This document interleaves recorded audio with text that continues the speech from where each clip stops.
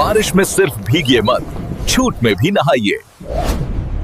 Suresh collection की monsoon cell में जलगांव छत्रपति शिवाजी नगर में 80 फुटी रोड पर हर दिन खुला है फॅशन में बचत का ये मौका मिस मत कीजिए।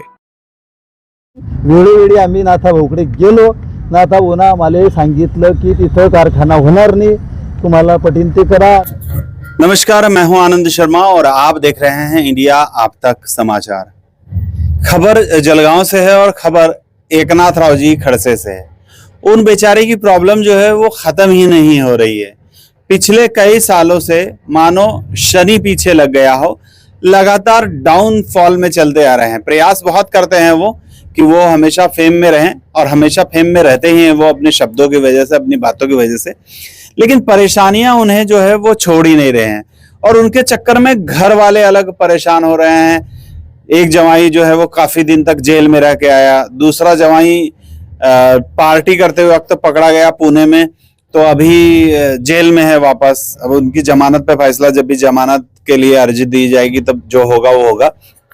लेकिन फिलहाल एकनाथ राव जो खड़से हैं उनके सितारे जो हैं वो गर्दिश में ही है, ऐसा मुझे लगने लगा है। अभी आप लोगों को लेटेस्ट बात बताता चलूं, 1 अगस्त के दिन महसूल दिवस था। उस दिन कुछ लोग निकल कर आए जो अब आरोप लगा रहे हैं, उन्होंने जिलाधिकारी को निवेदन भी दिया, आरोप लगा रहे हैं कि एकनाथ राव खड़से ने भूमि में भ्रष्टाचार किया है। भूमि मतलब जमीन में। अब जमीन जायदाद तो बहुत पहले से चली आ रही है बातें, तो जमीन में कैसे घोटाला किया है कि जमीन उनसे ये बोलकर ले ली गई कि यहाँ पर एक शक्कर शुगर मिल बनेगी, शक्कर का कारखाना मिलेगा। 80 एकड़ जमीन बताई जा रही है, 80 एकड़। 20 से 25 किसान जो है उन्हें फंसाया गया और ये बोलकर उनसे जमीन ली गई कि आपको यहाँ शक्कर कारखाना जब बनेगा तो वहां रोजगार मिलेगा, आपके परिवार के एक व्यक्ति को वहां रोजगार मिलेगा, प्रॉपर मुबादला मिलेगा। अब उनका आरोप है कि अब वो जब वहां एकनाथ राव जी खड़से के पास जाते हैं ये कहने के लिए कि भाई वहां ना तो शक्कर कारखाना बना है, ना शक्कर मिली है, ना कुछ और मिला है, माया मिली ना राम, ऐसा हो गया है वहां पे काम।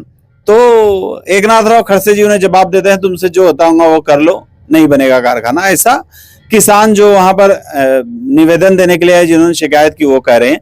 क्या कह रहे हैं वो लोग, सारी बातें सुन। एकनाथराव खडसे यांनी तापी सहकारी साखर कारखाना टाकू अशा आम्हाला खोट्या आश्वासनं देऊन त्यांचे कार्यकर्ते आमच्या घरी ढाळून खुशामत करून आमची जमीन रितसर खरेदी केली भोदवळले। कारखान्याचे नाव तिच्यात टाकलेलं उल्लेख केला नाही, जमीन खरेदी केली, कारखाना टाकू असं सांगून सण आतापर्यंत तरी कोणताही प्रोजेक्ट उभा राहिलेला नाही।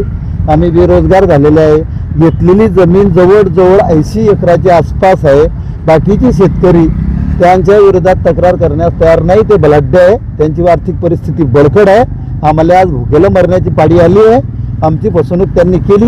वेळोवेळी आम्ही नाथा भाऊकडे गेलो, नाथा भाऊनं आम्हाला सांगितलं की तिथं कारखाना होणार नाही, तुम्हाला पटीन ते करा, असे तोंडी आश्वासनं भाऊनं आम्हाला दिले। अनेक वेळी आम्ही भाऊची खुशामत सुद्धा केली की भाऊ आम्ही बेरोजगार झाले, आम्हाला रोजगार पाहिजे, काहीतरी द्या। त्यांनी सांगितलं तुम्हाला पटीन ते करा, जमीन तुम्हाला परत मिळणार नाही। दुसरी गोष्ट, त्या ठिकाणी आतापर्यंत 2000 सालापासून कोणत्याही प्रकारची शेती बागायत कोरडवाहू तयार झालेली नाही, जमीन पडीत आहे आणि ते शासनाच्या पूर्ण स्कीमा तिथून शासनाच्या तर्फे जे योजना येतील ते घेत आहे। पीक विमे घेत आहे ना, आता जे ज्यांच्या नावे आता शारदा खडसेच्या नावी जी झाली जमीन, काही गट त्यांच्या नंदा खडसेच्या नावावर आहे, ते सर्व पीक पेरी त्यांचे वसूल करताय शासनाकडून। आम्ही त्याबद्दल सुद्धा ते तलाड्याकडे सर्कल मॅडमकडे बोलणे केले, तर ते म्हणत बा ते तुम्ही बघा, याच्याकडे महसूल प्रशासनानं योग्य ती कारवाई करून शेतकऱ्याला न्याय द्यावा एवढी आमची विनंती। कुठल्या शिवारात? मानपूर शिवार, जमीन मानपूर शिवारात आहे आमची। आम्ही राहणार काऊरखेड्याचे, छबिलदास पंडित पाटील राहणार काऊरखेडा, शेती मानपूर, गट नंबर 16, तालुका भुसावळ, जिल्हा जळगाव। मागणी काय आपली? मागणी फक्त आमची एवढी आहे सर की माननीय खडसे यांनी महसूल मंत्री पद भोगलेलं आहे, त्यांना पूर्ण शेतकऱ्याची जाणीव आहे, त्यांनी हे पूर्ण विचार करून सहमतानं आमची शेतकऱ्याची जमीन परत करा, आमचं काही दुसरी मागणी नाही आहे। ज्यावेळेस तुमची जमीन खडसे तुमचा जो आरोप आहे खडसे साहेबांनी जी ताब्यात घेतली त्यावेळी नेमकं तुम्हाला काय आश्वासन मिळालं होतं आणि काय? आम्हाला आश्वासन असं मिळालं की अडी भव्य कारखाना उभा करू, तुम्हाला नोकरीवर घेऊ परिवारातला एक माणूस, असे आश्वासनं दिले. आम्ही त्या आश्वासनापोटी देऊन टाकले. मी इथं जिल्हाधिकारी साहेबांना निवेदन देण्यासाठी आलो आहे. विषय असा आहे की 2002 मध्ये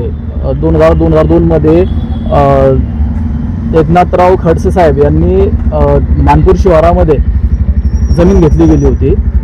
त्या शेतकऱ्यांना विशेष म्हणजे त्यांनी आश्वासनं देऊन, खोट्या आश्वासनं देऊन, भूलथापा देऊन त्यांनी ती शेतकऱ्यांची जमीन त्यांच्याकडनं अल्प दरामध्ये त्यांनी घेतलेली आहे. त्यांनी जमीन घेताना शेतकऱ्यांना अशा आश्वासने दिले होते, अशा भूलथापा दिल्या होत्या की त्या जमिनीवर आम्ही एक शुगर फॅक्टरी, शुगर कारखाना, साखर कारखाना आम्ही त्या ठिकाणी उभारणार आहे आणि त्या कारखान्यामध्ये तुमच्या घरातील मुलांना, तुमच्या घरातील त्या व्यक्तींना जे तिथं काम करतील त्यांना परमनंटली म्हणून आम्ही त्या ठिकाणी नोकरीला घेणार आहेत. आणि त्यांनी अशा आश्वासनं देऊन ती जमीन त्यांनी शेतकऱ्याकडनं अल्पदरामध्ये घेऊन टाकलेली. एकनाथराव खडसे साहेब यांनी. हो. तुमचं नाव? काय मागणी आहे तुमची नेमकी? आमची ही मागणी आहे की त्यांनी आजपर्यंत त्या जमिनीवरती कुठल्या प्रकारचा ज्या नावाने जमीन घेतली गेली, कारखान्याच्या नावाने जमीन घेतली गेली होती, त्यांनी तो कारखाना त्या ठिकाणी उभा केलेला नाहीये. आज शेतकऱ्यांनी ती जमीन त्यांना त्या त्या आमिषाला बळी पडून ती जमीन त्यांना दिलेली आहे आणि आज शेतकरी भुकेला मरतोय. तरी आमची अशी त्यांना मागणी आहे की त्यांनी ती जमीन परत करावी. किती शेतकऱ्यांचा विषय? आता इथं 2 शेतकरी या ठिकाणी उपस्थित आहेत. किती जमीन आहे टोटल? जवळजवळ 122 गट नंबरची आहे काहीतरी, मला वाटतं 5-7-8 एकर जमीन आणि 2 हेक्टर 14 आणि 16 गट नंबरचे आहेत. असे 2 गटांचे शेतकरी इथं हजर आहेत. टोटल किती जमीन? टोटल या 2 शेतकऱ्यांची जवळ सर्व शेतकऱ्यांची जवळजवळ 80 ते 85 एकर जमीन आहे. आणि या ठिकाणी आता जे तक्रारदार आहे, अर्जदार आहे, ते 122 गट नंबरचे आणि 16 गट नंबरचे आहेत. केव्हा घेतली होती जमीन? 2002 मध्ये. आपलं नाव? मी उत्तम तायडे. ये थे वो किसान जो ये बता रहे थे कि किस तरीके से उनकी जो जमीन है वो एक हिसाब से हड़प ली है, और वो हड़पी है एनसीपी के विधायक एकनाथराव जी खड़से ने. अब ये सच झूठ जो है वो तो आगे चलकर पता चल पाएगा जब जिलाधिकारी उसके ऊपर ये करेंगे. लेकिन इतने बड़े आदमी से पंगा क्यों लेंगे ये लोग भी? अगर झूठी बात होगी तो एकनाथराव जी खड़से से पंगा लेना छोटी बात तो है नहीं. तो फिर ऐसा क्यों? क्या कारण है कि ये अचानक कुछ न कुछ सामने आ जा रहा है? क्या अब लोगों को एकनाथराव जी खड़से से डर नहीं लगने लगा है कि भाई कुछ हो जाएगा, वो कुछ कह देंगे? बाहुबली हैं वो तो.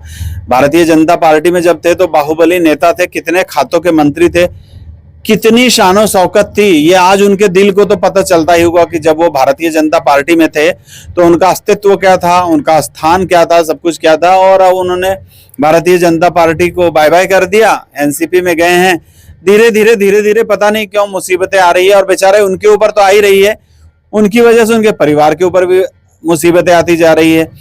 क्या हो रहा है कि जब भी इन सब बातों के लिए, पता नहीं इस बात के लिए जब वेरिफिकेशन लेने के लिए या बाइट्स लेने के लिए पत्रकार लोग जब उनके पास माइक लेके जाएंगे तो फिर से वो क्या नया बोल पाएंगे और फिर से नई उलझनों में न उलझ जाएं, ऐसा बोल नहीं सकते हैं. लेकिन ये तो सभी लोग कहते हैं कि खड़से साहब के सामने जब माइक आता है तो वो अपना आपा खो देते हैं और बहुत कुछ ऐसा बोल जाते हैं जो उन्हें नहीं बोलना चाहिए. और वो नहीं बोलें इसके लिए वो काफी प्रयास तो करते होंगे, लेकिन बोलते जाते हैं और मुसीबत में फंसते जाते हैं. फिलहाल जो मामला चल रहा था उनके जमाई जी का, वो कोर्ट में है, तो इसलिए न्याय प्रविष्ट होने की वजह से सभी और चुप्पी है, कोई नहीं बोल रहा है. न मंत्री गिरीश महाजन कुछ कह पा रहे हैं और न एकनाथराव खड़से जी कोई बयान दे रहे हैं, ना ही रोहिणी खड़से जो प्रांजल खेवड़कर जो है उनकी वकील हैं, साथ साथ धर्म पत्नी भी हैं, वो भी कुछ नहीं कह पा रही हैं. उनका भी यही कहना है कि न्याय प्रविष्ट मामले में कुछ भी कहना उचित नहीं होगा. और वाकई में बहुत अच्छी बात है, ये बहुत अक्लमंदी वाली बात है कि अपने आप को शांत रखें तो सब कुछ बेहतर हो सकता है.